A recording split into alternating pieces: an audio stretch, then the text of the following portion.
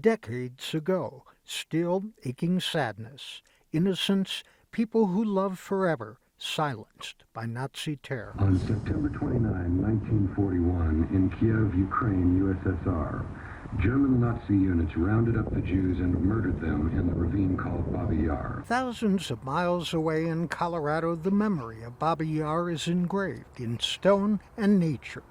It is just off Havana and Yale, where Babi Yar's Denver Public Holocaust Memorial Park lives. In the mid-1960s, a group of Denverites created the Committee of Concern of Soviet Jewry to bring awareness to this plight. Their hope was to create a park that could memorialize the massacre at Babi Yar. 100,000 Jews, Ukrainians, and Roma, including women and children, were slaughtered. Their bodies were pushed into the now infamous ravine. Rabbi Samuel Edelman, Lillian Hoffman, Rabbi Raymond Zwerin, Helen J. Ginsberg, and Alan Gass were the park's originators. Local supporters contributed $130,000 to this project, but that wasn't enough. Then Helen J. Ginsberg contacted President Jimmy Carter. She was invited to the White House. Jimmy Carter was known as the humanitarian president. So I had Jim Buchanan write a beautiful letter to people he knew and see to it that it got to Washington and to the president, which it did.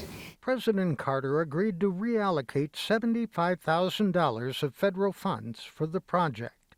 Babi Yar Park was created for all people to have an opportunity to reflect solemnly.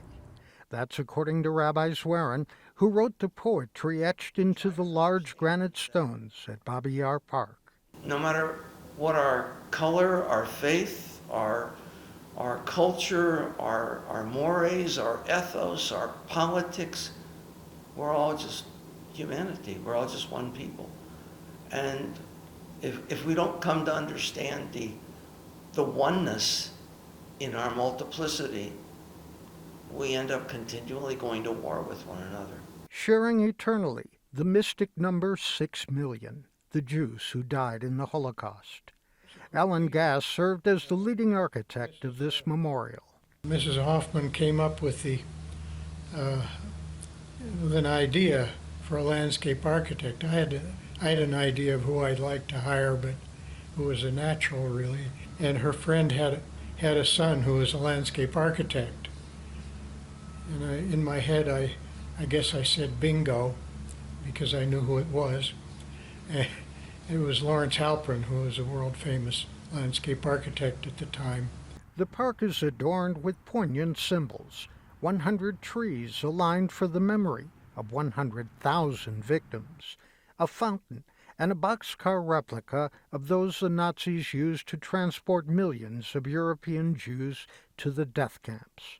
From above, one can see a Star of David formation, Babi Yar, a horrific scene of hatred in death in the Ukraine, a place for remembrance in Denver.